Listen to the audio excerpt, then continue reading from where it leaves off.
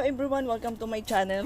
Guys, ngayon ay magre-repotting tayo dito sa plant ng San Francisco crouton. At ito yung variety ng San Francisco.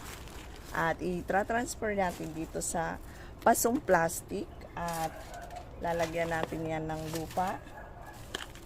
Ayan, mayroon na yan lupa, nilagyan ko na. At dadagdagan na lang natin ng lupa ang ating San Francisco crouton. Ayan. At dito natin ilalagay ang lupa. At ayan, ganyan lang ang pag-transfer ng halaman. At pwede na yan. At mabubuhay na siya. Ayan, ito na yung ayan, repotting na natin at pagkatapos yan ay diligan. Salamat!